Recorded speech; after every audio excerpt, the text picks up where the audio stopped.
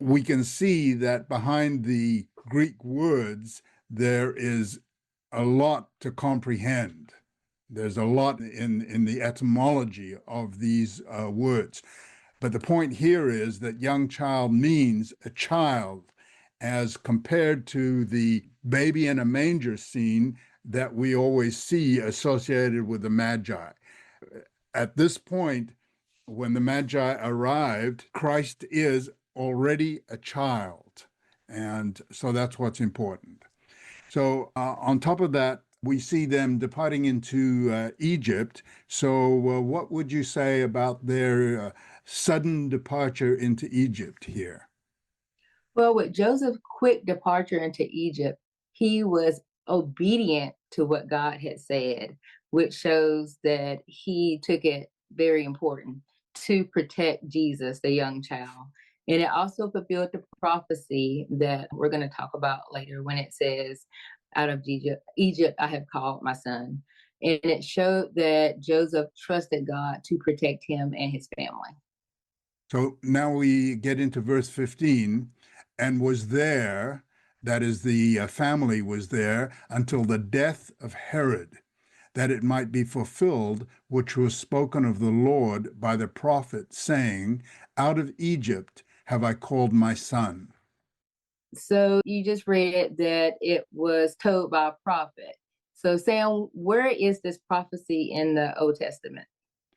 Okay, this prophecy is over in Hosea 11, and we're just going to go over there and read it in verse 1 here. When Israel was a child, then I loved him and called my son out of Egypt. And once again, we'd have to read the context in Hosea chapter 11 to realize that what is being said here is not just referring to Christ's and to Jesus and his family coming out of Egypt, but that it's also referring to Israel and Jacob coming out. And the point being that we have, once again, many layers at the time of Moses, and we're going to go over to Exodus 4 and verse 22 here, and we can see, you shall say unto Pharaoh, and this is God talking to Moses here, thus says the Eternal, Israel is my son, even my firstborn, and I say unto you, let my son go, that he may serve me. And if you refuse to let him go, behold, I will slay your son, even your firstborn, referring to Pharaoh's firstborn. But once again here, God in the past has already brought his people out of Egypt, and he brought Jesus and the family out of Egypt once again, referring to that prophecy in the past. And of course, that prophecy will also take place in the future. So, right here, we're looking at, them going into Egypt, but now coming out of Egypt, it looks like, as we can think about what was going on in the Old Testament, it reminds me of bondage. So, tell us more about that, Sam. Yes, it certainly does talk about bondage.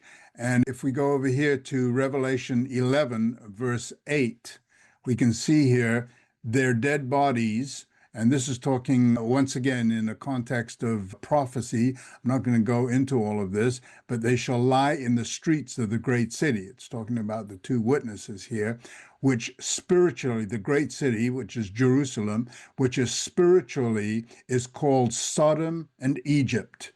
And so we've got Sodom associated with Egypt, and this is a description, unfortunately, of Jerusalem and its spiritual state at this time where our Lord was crucified. So that again identifies it as Jerusalem. The point being that here, Sodom, Egypt, and the spiritual state of Jerusalem at this time, this is the very end time, just prior to the return of Jesus Christ, is referred to as sin. It's a definition of sin, and Egypt represents sin. So that's what coming out of sin, and we're going to see this in the context probably next week, of the pattern that God uses to call people that he's working with.